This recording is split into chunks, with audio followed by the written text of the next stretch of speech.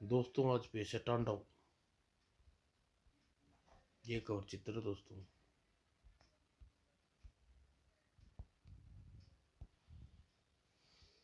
नीलगिरी के जंगलों में एक सोने की खान की खोज की गई, जिसके गर्भ में सदियों से दबा सोने का अर्थात भंडार। खान की चौकसी के लिए हथियारबंद सैनिक 24 घंटे तैनात थे।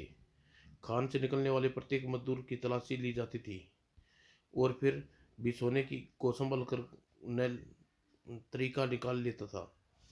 गुड माइकल, तुम्हारा तरीका बहुत लाजवाब है। बॉस माइकल का दिमाग कंप्यूटर से भी तेज चलता है।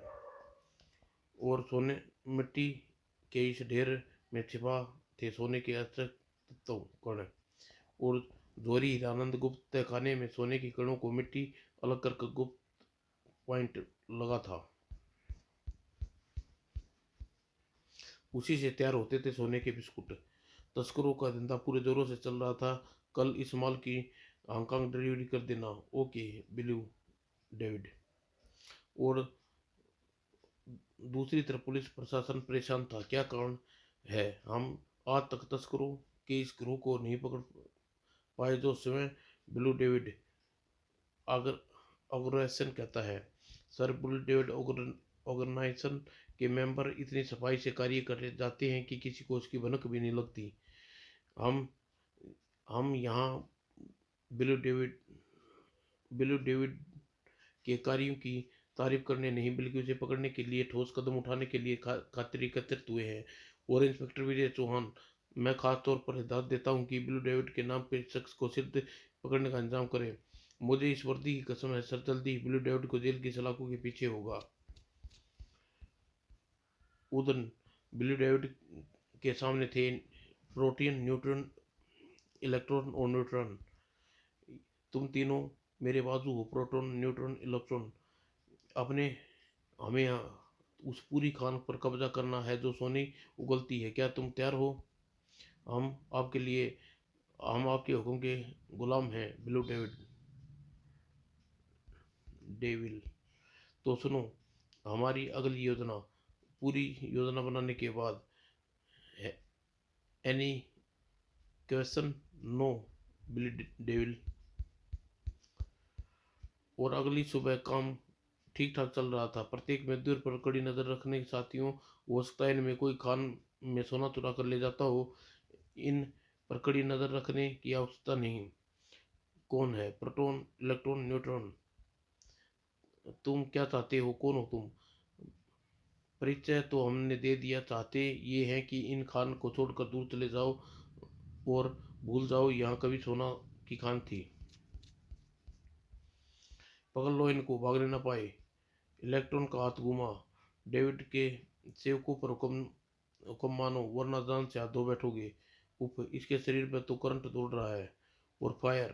पलक झपकते ही जवानों की गन आग गने आग उगलने लगी। तर तर तर तर तर। पर गोलियों का उनके खरोच तक नहीं पहुंची। इंस्पेक्टर चौहान, तूने हम पर गोलियां चलाकर अपनी साथियों की मौत को न्योता दिया है। अब इससे पहले अपने साथियों का मौत का नज़ारा देख। धार धार धार। ओह। और फिर तीनों कहर ढाने लगे। ब्राम, तड़ाक। और शोर शराबे की आवाज़ सुनकर मजदूर खान से बाहर निकले ही थे कि मौत की बाहों में समा गई। धड़ाम। और विजय जीप लेकर भागा। इससे दाल उठा हुआ है, रुक जाओ बिलो डेविल के कुत्तों, वरना रॉकेट लॉन्चर से तुम्हारे जिस्म के परखच्चे उड़ा दूंगा। तभी धड़ाई और विस्फोट। स्वयं रॉकेट लॉन्चर के परखच्चे उड़ गई और तीनों एक साथ विजय चौहान पर वार करने वाले थे कि आवाज सुनकर फ्रीज हो गए। ठहरो, स्टॉप, इंस्पेक्टर छोड़ दो। लेकिन बुली डेविल, उसकी उसकी बात गूंजी आवाज नीचे से काट दी। यह इंस्पेक्टर जब जाकर अपने सरकार को हमारी शक्ति का परिचय कराएगा तो सरकार समय हमारे कामों में रोड़ा अटकाना बंद कर देगी। और फिर धुएं का विजय के चारों ओर सटने लगा। इंस्पेक्टर चौहान, मैं तुम्हें बेहोश कर रहा हूँ तुम्हें होश आएगा तो तुम पुलिस इंस्पेक्ट स्टेशन में पाओगे। खो खो खो खो। और तुम तीनों के हाथ बटाने के लिए डेविल फोर्स आ रही है। खान का सारा गोल्ड निकाल लेना। जो कम ब्लू डेविल। और जब इंस्पेक्टर चौहान को होश आया, मैं कहाँ हूँ? तुम पुलिस स्टेशन में होना चाहिए था या न? शायद तुम नहीं जानते, पुलिस स्टेशन तुम्हें नहीं तुम्हारी लाश पहुंचाते। लेकिन मैं मैकम्बो हूँ, इस शहर में अंडरवर्ल्ड की दुनिया का बेताज बादशाह और बुली डेविल ऑर्गेनाइजेशन का कट्टर शत्रु। पर तुमने मेरी जान क्यों बचाई? मैकम्बो, तुम्हारी तुम्हारी फिलॉसफी कहती है कि दुश्मन का दुश्मन हमारा मित्र, और तुम ब्लू डेविल की जड़ को उखाड़ देना चाहते हो, और यही काम हम चाहते हैं। इसलिए हमें तुम्हारी जान बचाई। ब्लू डेविल के तुम्हारे फार्स के अंतिम संस्कार की तैयारी कर रही थी। थाने के सामने तुम्हें लटका ही दो इसको। सुबह जब इसकी लाश मिलेगी तो सरकार समय समझेगी कितने ताकतवर है। उसी वक्त संयोग से हमारी बहन वहां से गुजरी। किंग, यह देखो, डेविल के आदमी किसी को ठिकाने लगा रहे हैं। भूंडालों ने अगले ही पल रिवॉल्वर गरजी, और साथ ही गूंज उठे डेविल फार्स के तीनों आदमी की अंतिम चीखें। आह! और फिर ब्लू डेविल कहाँ रहता है? ब्लू डेविल का अड्डा हमें नहीं मालूम, लेकिन उसका राज न्यूटन, प्रोटॉन और इलेक्ट्रॉन के मुंह से गुलवा लेते। वे प्रलय के दूत हैं, उनका सामना करना आसान काम नहीं। उनका सामना तुम नहीं, मेरे तीन जांबाज करेंगे। रबड़ डेगा, मातुल और टाटाटोरो, ये तीनों लड़ाके ब्लू डेविल के विरुद्ध तुम्हारी मदद करेंगे।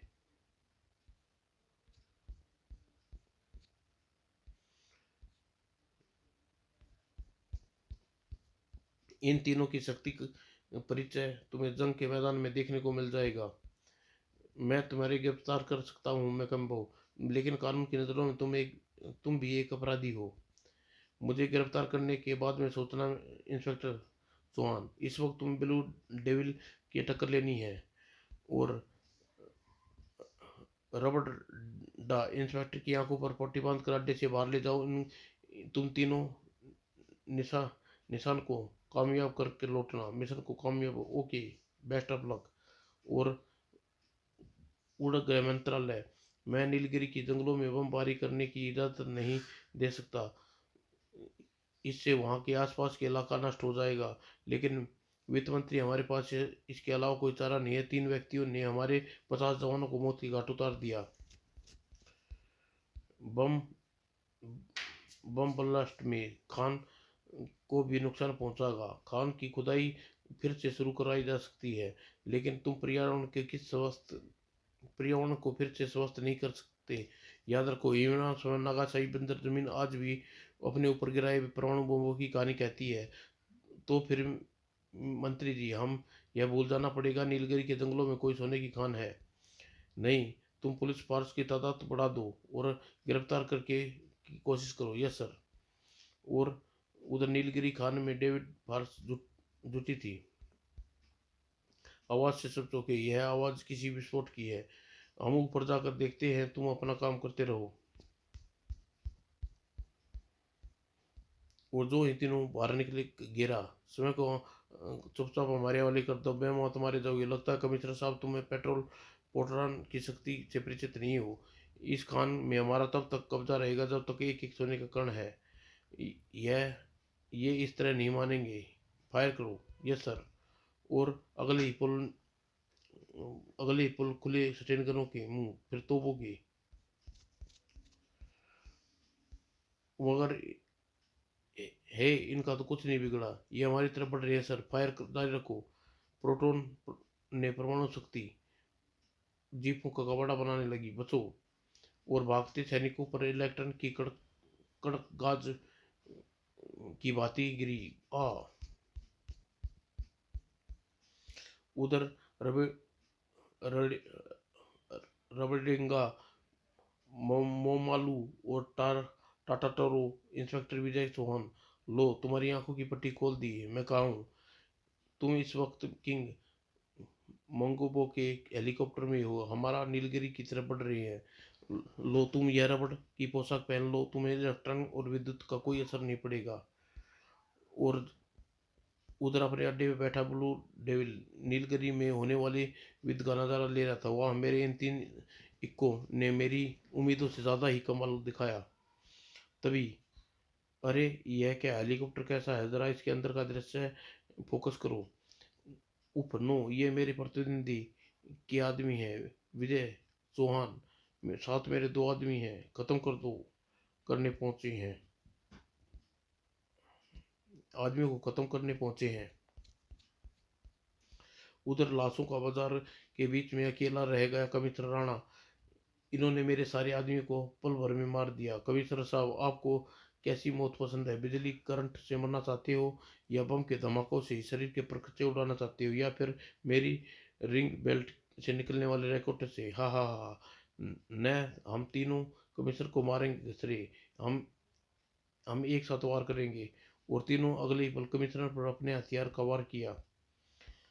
मगर कमिश्नर तक पहुंच पाते इससे पहले ही एक चमत्कार हुआ।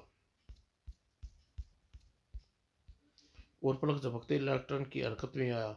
यह कैसा चमत्कार है?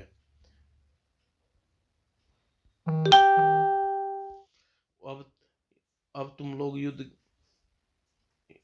अब तुम लोग योद्धा की आमने सामने थे। अब तीनों पुलिस का साथ अच्छा नहीं किया। अच्छा बुरा हमारे किंग मैकम्बो को खुश खूब समझते हैं। तुम्हारी भलाई इसी में है कि तुम अपनी जगह छोड़कर यहाँ से दफा हो जाओ। इस बीच वह मजा आ गया खेल का। एक बार मेरे तीन आदमी दूसरी तरफ की मैकम्बो के ये तीन आदमी खत्म हो जाएं, मैकम्बो के अंडरवर्ल्ड की दुनिया से सदा के लिए नशो नाबूद हो जाएगा। वो तभी किंग का चेहरा उभरा। किंग मैकम्बो, डेविड, मैं प्रेक्षण यंत्र से तुम्हारे संपर्क कर रहा हूँ। मैं जानता हूँ कि तुम इस वक्त कहाँ छुपे हो। मेरा यह पूरा विनाश पूरा विश्वास है, यंत्र मेरी तस्वीर व आवाज कैच कर रहे होंगे। किंग, मैं तुम्हारी छवि अपनी स्क्रीन पर देख रहा हूँ, बोलो। डेविल, तुम्हारे खान में हथियार, तुम खान को हथियाने का सपना छोड़ दो, वरना जान से हाथ धो बैठोगे। यूं, लेकिन सोने की खान तुम्हारे इलाके में पड़ती है। नहीं, इसलिए वह खान देश की धरोहर है। तुम जानते हो कि अपराधी होने के बावजूद भी मैं देश को कभी अपराध नहीं किया। केवल तुम्हारे चाहने से खान के सोने के भंडार हासिल करने का सपना छोड़ दूं, इतना मूर्ख नहीं हूं मैं। हाँ, अगर तुम चाहो तो 50-50 पार्टनर बन सकते हैं। हरगिज नहीं। अगर तुम्हारा लाल तुम्हारे सिर पर कफन बनेगा। मेरे तीन जाबाज तुम्हारे इस अरमान को मिट्टी में मिलाने के लिए खातिर पहुंच चुके हैं।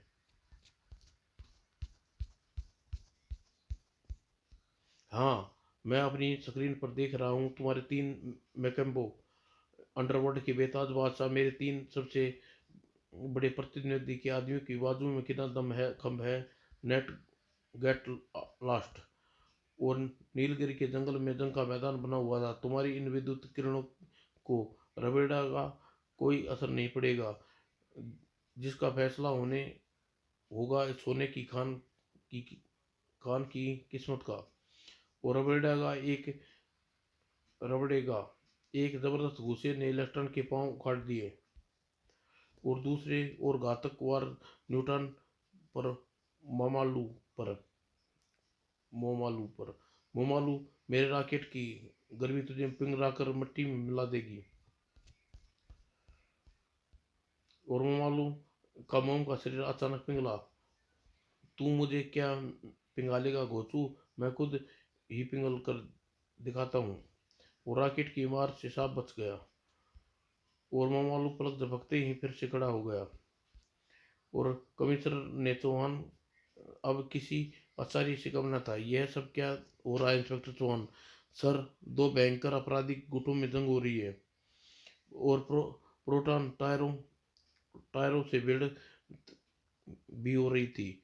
ओह टटारो की स्टील की बॉडी, तेरे बम्बों का कोई असर नहीं पड़ने वाला प्रोटॉन। यह सब क्या हम मूक दर्शन बने युद्ध का नजारा लें इंस्पेक्टर? नहीं सर, वह देखिए डेविड की फर्ज के अन्य व्यक्ति खान से बाहर निकल आ रहे हैं, उन पर उन्हें रोकते हैं। और कमिश्नर राणा और इंस्पेक्टर चौहान खान से निकलने वाले डेविड फार्स के आदमियों को ठिकाने लगाने लगे। उप पोजीशन लो इंस्पेक्टर, और कमिश्नर के बच्चे को भून डालो। और उधर इलेक्ट्रॉन उप, इस पर तो मेरी विद्युत का कोई असर नहीं हो रहा है, मुक्का भी शायद बेसर करे। ओह, वदर के प्रार पर कोई प्रार नहीं, बस कर ली ना अपने मन की पूरी, अब बारी है इलेक्ट्रॉन की। वो देखते देखते रबड़ की इलेक्ट्रॉन की तरफ बढ़ गया। इलेक्ट्रॉन, अब तुम्हारी मौत मौत को याद कर लो। और उसके साथ ही अपने में लपेट लेने लगा। ऊपर रबड़ेगा कि रबड़ की जकड़ मेरी सांस रोक रही है। ऊपर इलेक्ट्रॉन को मरना नहीं चाहते तो बताओ डेविल का अड्डा कहाँ है? और तभी इलेक्ट्रॉन के बटन दबाया, उसका पूरा शरीर भट्टी की तरह गर्म होने लगा। हाँ रबड़ेगा, अब तुम सिर जान जाओगे कि मौत किसकी होगी। और रबड़ेगा को ऐसी आशा न थी। अगर यह इसी तरह गर्म होता रहा तो मेरा रबड़ का शरीर जल कर राख हो जाएगा। और रबड़ेगा इलेक्ट्रॉन्स के शरीर से अलग होना था, लेकिन नहीं रबड़ेगा, अब तुम मुझसे नहीं छोड़ सकता, जला कर राख कर दूंगा। तभी रबड़ेगा की नजर बहती नदी पर पड़ी। अगर इलेक्ट्रॉन इसमें गिर जाए तो इसका अंदर जनरेटर बंद हो सकता है। कौन करेगा वह काम? इंस्पेक्टर चौहान, अरे रबड़ेगा की जान खतरे में है। रबड़ेगा, इंस्पेक्टर चौहान, अगर इस नदी में गिरा हूं, वरना मैं मारा जाऊंगा। हाँ, मैं कोशिश करता हूँ। और इंस्पेक्टर ने विद्युत प्रहार किया। मैं तुम पे पहले भस्म कर दूंगा इंस्पेक्टर के बच्चे। तेरी इन इन विद्युत तरंगों से बचने के लिए मैंने करंट प्रूफ पोशाक पहनी हुई है। और चौहान रबड़ेगा की टांग पकड़ी, और रबड़ेगा की टांग खींच कर, इसे छोड़ूंगा नहीं इलेक्ट्रॉन, अब इस से छुटा कर कंकड़ गुलेल से छुटा कंकड़ जाता है। और नहीं, वो मारा, अब मैं सीधा जाएगा नदी में। और फिर पानी के सफर से लेक टन के अंदर चलने वाला जनरेटर फ्यूज उड़ गया। और तत्पश्चात धन्यवाद इंस्पेक्टर चौहान, अब यह तो मारा गया। आओ अब न्यूट्रॉन और प्रोटॉन को देखें। प्रोटॉन कमिश्नर साहब की ओर बढ़ रहा था।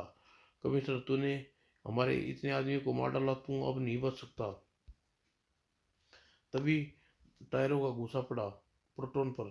पहले मुझसे निमट प्रोटॉन, और फिर दोनों भूखे गिद्धों की तरह भिड़ गए। ले संभाल मेरा प्रारो। गिरते गिरते भी टटारो ने प्रोटॉन का टांग पर जबरदस्त प्रहार किया। प्रोटॉन गिरते ही टायरों की छाती पर चढ़ गया। इसके मोकले से बम निकल कर तो दुश्मनों पर फेंकता था ना। और टायरों फौलादी हाथों ने प्रोटॉन की छाती का चीर डाला। अब मैं तेरा अंत हो गया। और अंतिम चीख मारकर प्रोटॉन सदा के लिए शांत हो पड़ा। अब था न्यूट्रॉन। हा हा, मामागलू, न्यूट्रॉन अब तेरे टुकड़े टुकड़े कर देगा। और तलवार घूमी न्यूटन पर। ममालू, ममालू बचो, ममालू। और रबड़ेगा, टोटारो, तुम वहीं रुको जाओ, मैं इस शैतान को स्वयं निपट लूंगा। मैंने तेरे दो टुकड़े कर दिए हैं ममालू, न्यूटन के एक बार में। और ममालू स्वयं जुड़ गया। तुम्हारी तलवार मेरा कुछ नहीं बिगाड़ सकती न्यूटन, यह तो अपने आप जुड़ गया। और फिर मोमालू ने फेंकने लगा अपने शरीर से पिघला गरम गरम खरोच मोम, खरोच खरोच कर।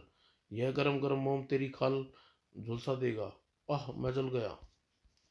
और मोमालू के मुंह में पिचकारी निकली, और पिघले मोम की। हाय मेरा चेहरा, हाय मेरा शरीर।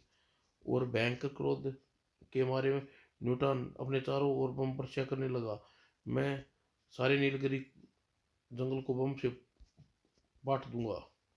और धरती पर गिरकर प्रलय मचा पाते इससे पहले ही रबेड़ा का टटारो उन चीते की भांति उछलकर लपक गलिए।